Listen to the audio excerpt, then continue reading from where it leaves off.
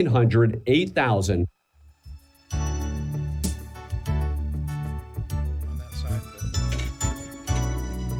Welcome to Fight for Life, a pro-life radio show discussing the ministry of First Choice Pregnancy Services here in Las Vegas. I'm Deborah, board member and executive director of First Choice Pregnancy Services. And I'm Jessica, logistics specialist at First Choice Pregnancy Services. We are ambassadors for the unborn. Welcome to the show. Good afternoon, friends. Thanks for joining us today here on Fight for Life. I am here with Eve today. We are your ambassadors on behalf of the babies, here to share real-life insights and stories in the fight for the unborn.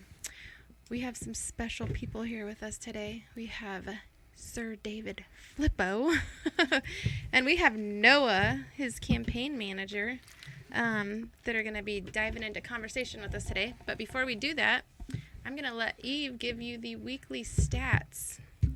Wonderful. Hello to all. From October 12th to October 18th, we did a total of 62 pregnancy tests completely free and 44 ultrasounds completely free as well for women who come from different walks of life into First Choice. A lot of them come searching for an abortion, and thankfully when they come in, they are well received by all our staff and members and volunteers. And over 81% of them choose life after visiting First Choice. And we've had quite a few of those walking in lately. Yes. For those who haven't listened to this broadcast possibly before, First Choice is located across the street. We're on a cul-de-sac from the busiest late-term abortion clinic in the state of Nevada that does abortions up to 6 months. And so God was good in allowing us to get a location right there next to that facility, and thousands of babies' lives have been saved as a result of our location. So we're going to have some stories for you guys today. But before we jump into any stories, we're going to introduce the folks we have here with us today. They were just down at First Choice getting a tour and a little insight as to what's going on. So they're very familiar with who we are down there. We have Sir David Flippo. He is a retired lieutenant colonel from the U.S. Air Force, owner of Strategic Foundations, LLC, with First Command, and currently the Republican congressional candidate for Nevada's 4th Congressional District. We have our good station manager here trying to tell me something. He's trying to help us out, actually, because we don't have Jess here today. And then we also have Noah, his campaign manager, here with him. Thanks for joining us today, guys. Welcome to the show. Hey, thanks for having us. Really appreciate it. Yeah. Thank you so much. Let me scoot a little way so that I'm on camera. There we go. We got it fixed. Thanks, Charles. David, give us a little background on yourself, and tell us why you're running for Congress. Well, so I am running for Congress, so thank you for that.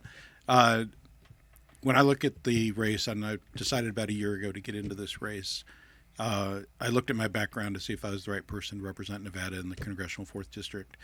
And I looked at what I had as far as what I saw was going to be the issues of 2024. And in my opinion, they were going to be national security, energy independence, and economy, which have all come to fruition, as we know. So I've 24 years, retired Air Force, combat commander in Iraq, worked on the oil fields of Alaska for 10 years, and currently a financial advisor, as you said, with First Command. And as a small business owner of 2 small businesses, this economy is crazy right now. Yeah. But so that's a little bit about me. But really, I really enjoyed that tour that I got today. That was amazing, and the things that you do to help people. And actually, you are the choice. You know, when it comes to giving options for people to have a choice in their pregnancy. Yeah. Do you have wife, kids?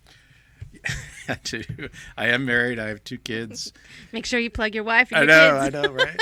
That's funny. Absolutely. So she's been with me. Next year will be our 40th wedding anniversary. Awesome. So Congratulations. we are high school sweethearts. Oh, that's great. Sweet. And And then we have two boys. One lives here in Las Vegas, and one is up at St. George, and he manages our store that we have up there in St. George, Utah. So you come to this conversation with experience as a dad, which is good. Noah, tell us a little bit about yourself. So I graduated from UC Davis a year ago. I'm 23 years old. I'm from California. Pretty much the past year I've been spending as much time outside of the state as I could. And Kudos. 3 months ago, I just got hired to manage David Flippo's congressional race, and I've really been enjoying every moment of it. Made a really good friend with David Flippo.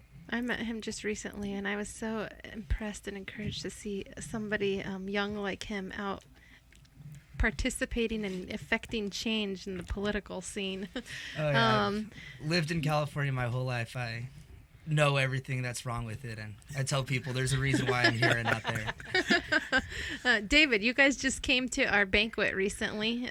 What were your thoughts on our banquet? Yeah, that was amazing, and I learned so much just by coming to the banquet about your organization and what your needs are and stuff. I mean, the things that you do, the people that you help, the numbers that you just mentioned, and the lives that you're saving, and you're a nonprofit and working with this with all donations, and that's just amazing what you're able to accomplish. And listening to Dr. Hamza and Robin on their experiences and their and what they're doing to save lives, I tell you, it was very heartwarming to see, and the numbers of people that you had at that banquet was crazy. It was so awesome. It was a great event, and to see that many people who share like-mindedness like us, it was an amazing thing to see. Yeah, we want to give him a shout out because he actually sponsored our event, and we are appreciative of those who invest in the cause of life and are willing to attach their names to defending the lives of the unborn. So thank you for supporting that event and sponsoring our event. Did you want to ask him something, Eve? I see. How many people did you have at that event? We had about 600. That was actually one of our smallest events in years. It looked huge. With the economy, it's definitely taken a hit on our finance and everybody's finances across the board. Nevada's really struggling, as you're very well aware of, which is why you're running. And so when it affects individuals and families' pockets, it ultimately affects and impacts us. So our attendance was a little bit down this year, but we serve a good God, and He always provides for our needs, and we trust that however many people showed up were the people He wanted there that night. I'm not sure how you could have fit more people in that room. It was. We would have just moved walls. What was your favorite part of the night, Noah? My favorite part of the night, probably just hearing people's testimonies of how First Choice gave them the confidence to carry their baby to term. It's really powerful. With a lot of women that want to get abortions, they, like what you were saying, a big part of it is they just don't feel confident that they'll have the support needed to carry to term and raise the baby. And seeing all the moms up there with the babies that First Choice helps keep alive, that's always the highlight of people's lives, people's night there at that. What's your position on abortion in your candidate? Yeah, so there's my moral compass is that I would never do that. The state law is obviously what it is, and I don't see, from what the courts have done, and they've given that to the states, it's very clear in Nevada where we're at. So I think it's 24, 26 weeks, and I don't see that changing anytime soon. So when it comes at a national level, obviously I'm running for a federal race, and I don't see this anymore as a federal issue because the Supreme Court's already said that it's a states' rights issue. Okay. Do you have any thoughts on that as a young person in politics? Yeah, it's very tough in Nevada when it's in the Constitution that abortion is legal up until 24 weeks. It's a tough spot for anybody who actually wants to make a difference without using the will of the people. I think first and foremost, I think everybody running for federal office should really push to have federal funding for pregnancy centers such as First Choice, because it's places like First Choice that actually let those mothers have that make that informed decision, so it can actually be a choice for them. Yeah, that was interesting because David was asking me a little while ago, is there any federal funding available to you guys in this? And I'm like, he was talking about Planned Parenthood and all the federal funds they receive. And we were talking about one of the nonprofits here in the state of Nevada that funds all of this stuff for you to come here to our state to abort your baby. Yet when it comes to those who are providing resources to give you options beyond aborting your baby, politics gets involved, and it's a lot more complicated issue to get the support on. It is. As a politician, is there something new that you learned at First Choice that you didn't know before? That the tour was amazing. So what I loved about what you guys do is the education part. It's like, it's giving that choice. You're actually educating so that they can make an educated decision instead of an emotional decision, and it's a hard decision, and I understand that. But the resources that you provide, the ultrasounds, and all of the things that you can do to include reversing the An abortion that's already underway. The abortion absolutely. That I mean, that fact alone, like I had no idea that you could do that, and then you can help with that because it's an emotional decision that will impact these people for the rest of their lives, and whether they go through it or not, it will always have an impact. And so having that choice and have that education is just so important. And I fear that when they go to Planned Parenthood or these others, are they really getting? They call themselves pro-choice, but I'm not sure they're given a choice. Yeah, are they given all the choices, and at what price do your choices come to you? First Choice, we don't charge you anything for any of the services we do because we want you. We're not profiting off any decision you're making. We want you to make a choice from a position of being fully educated and informed on a decision you're going to make that's going to impact your life for the long run, whether that is choosing to have your baby or that is choosing to abort that child. There are things that are going to ramifications for both choices that you need to be fully aware of.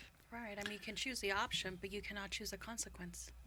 Right. And the other thing I was impressed with your clinic is how you've utilized every square inch. I mean, the counseling rooms that you have, the numbers of counseling rooms you have, in such a the space that you have, and the location is so critical for you to be able to reach out to those people considering. See, guys, listen to him. We need another building. We need to expand. We are maxed out. We have utilized every square inch at First Choice, and we are just praying that God has that donor out there, or donors, that sees the value in what we're doing and the lives that we're impacting, the lives that are being saved, the people that are hearing about Christ, and join us in helping us expand those services throughout our valley. Our valley is huge. I was flying back home in from Dallas last night, from Florida, but we had a layover in Dallas, and I was like, man, this Dallas, the layout in Dallas was massive, which I Googled. It's like 7 million people. And then we arrived to Vegas, and it's crazy how big Vegas is now. Like, I remember when I moved here 19 years ago, the lights weren't quite spread out the way they are now.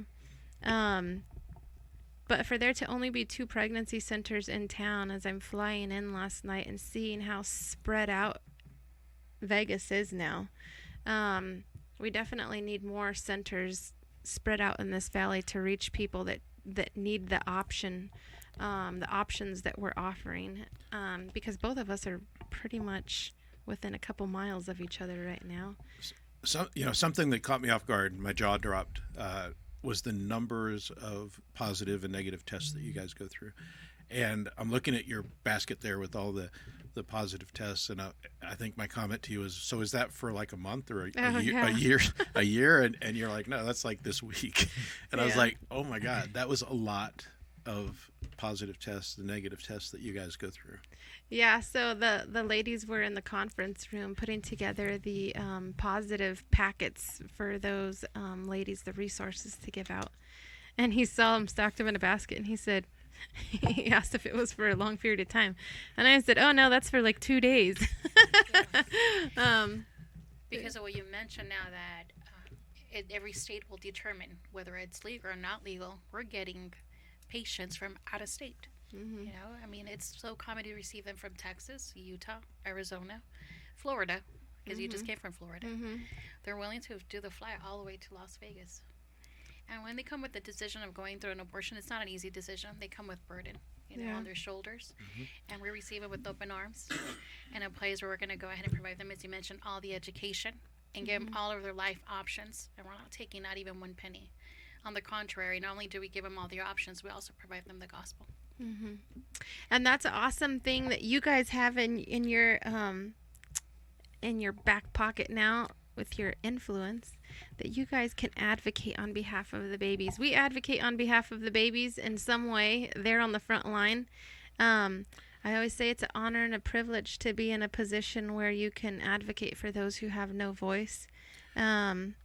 So for you running for Congress now, we need good people representing our country. I was actually praying on my way in this morning for all of our leaders, specifically in our state. And then our leader on the national level and all the corrupt cronies behind him. Just praying that God would raise up people of integrity that would be bold and courageous and stand for things that matter to God.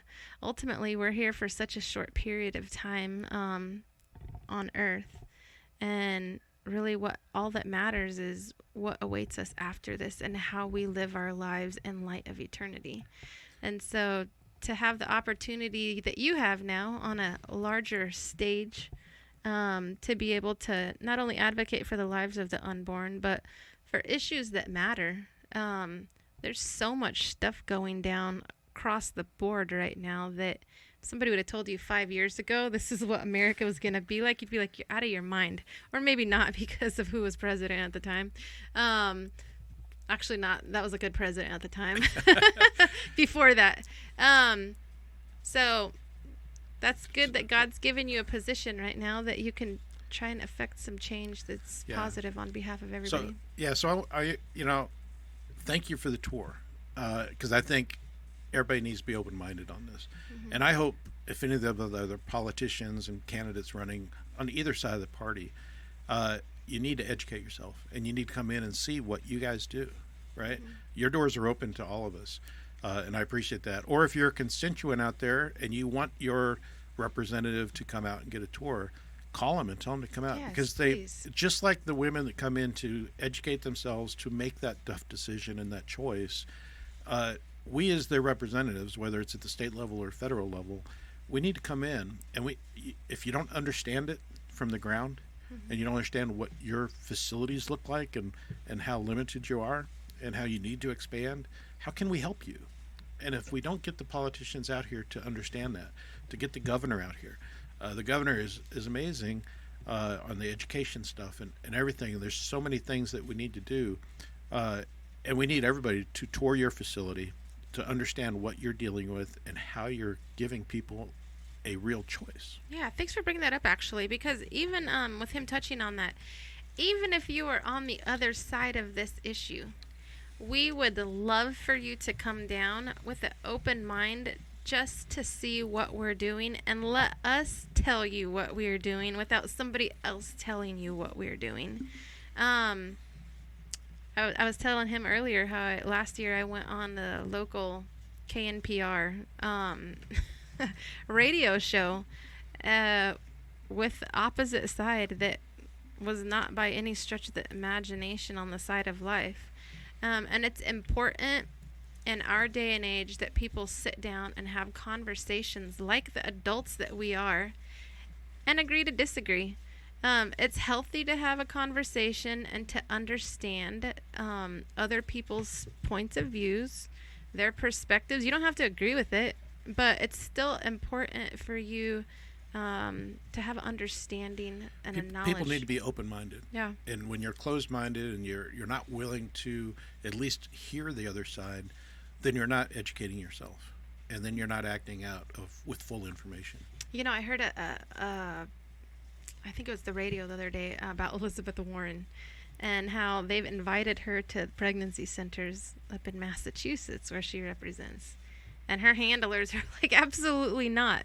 And I'm like, but you know, she goes after pregnancy centers with legislation. You know, there's been plenty of stuff trying to shut down pregnancy centers across the nation. And it's sad because when you're operating from a position that you have power and the ability to impact and affect people's lives, you shouldn't be closed off to understanding and hearing the opposing point of view. You should be able to, with confidence, have that conversation with somebody, knowing what you believe. And so that's a really important thing. If you're local, come down and visit us. You could be as pro-choice as they come, and I will still give you a hug. Absolutely. Yeah, kill them with kindness. That's right. But yeah, it was kind of like what you were saying earlier when you were talking to that lady on the radio show who works with one of those abortion nonprofits, and she told you, look, I'm not pro-choice. Pro-choice is an outdated term. I'm pro-abortion. Mm-hmm. The masks are coming off with a lot of people now, showing that they're not worried about a woman actually making that choice. They just think abortion's good. You should get the abortion. They're owning it. Yeah, exactly. Mm-hmm. You're wrong if you're gonna dissuade them from getting that. Yeah, the other side is very eager to own their position. And so I say, you know, the pro-life side of us, we need to be equally eager to own that baby. I have a plaque in my office. I don't know that you guys saw it because we didn't walk into my office, but it is a picture of a baby in an ultrasound, and it says, what would the unborn baby at grave risk of dying have you to do? And you know, the Bible passage of do unto others as you would have them do unto you. When you place yourself in the image of that baby in an ultrasound machine and ultrasound image, and you ask that question, with you being that baby, it completely affects how you want people to advocate for you. It's one thing when it's somebody else. It's another thing when it's you. And so that is one of the guiding questions that we ask ourselves all the time at First Choice of, should we be closed today?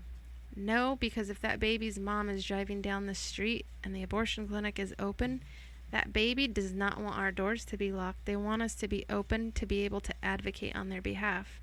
And so that is really a guiding question that really guides us in a lot of what we do, even in how we utilize the videos in counseling rooms or the literature that we share, all of that. Eve, you have a story you want to share with us? I did. Right now that you were talking about how there's women that come to us, with it comes also, you know, the men that come with them as well. And a lot of them feel like it's only the woman's choice. But we have to go ahead and agree that it's not only the woman's choice, right? And it's also that father that walked in around, was it 6 o'clock p.m. that one day we had prayer night, and knocked at the door with his wife and walked in and came in with all the intentions of going through an abortion procedure, right? Because it had been given an address. As you guys know, we're right around the corner, very close to one of the busiest abortion clinics. So they thought we were the abortion clinic. But we received them with great love, and we want to hear what's the reason why they want to go through an abortion. And at times they might feel that the situation that they're going through, nobody else is going through it, it's only them, or that there's no answer for their concern. And when we provide all these resources, they are like, really, you can do all that for me? You can help me this way? Yes. Changes their decision. Absolutely. You know, at times it's just we have to go through certain processes to be who we are now. Haven't we all gone through a situation that's been tough in our lives? And here we're standing still straight. Yep. Right? And it was probably thanks to great people that helped us along the way. And this is where First Choice comes in. Right, and we represent that, and the family chose pro-life, and they were actually at the banquet. You guys are going to remember. They're on stage, yeah. Yes, and so it was great. Wow, that was a fast 25 minutes, guys. See how It goes fast by that so goes? quick. Hey, how can people find you? Well, for my campaign, they can go to electdavidflippo.com. So I do appreciate you giving me that opportunity. electdavidflippo.com. We'll put it in the email today, too. Yeah, absolutely. Wonderful. But really, I want your viewers to know that you guys need help. You need funding with what you're doing as a nonprofit. And have the operating expenses that you have are amazing. Yes. Well, thank you guys for joining us today. We'll have to have you guys back later on in the election season. Yes, for sure. And thank you all for joining us today. We will see you or talk to you next week. God bless you.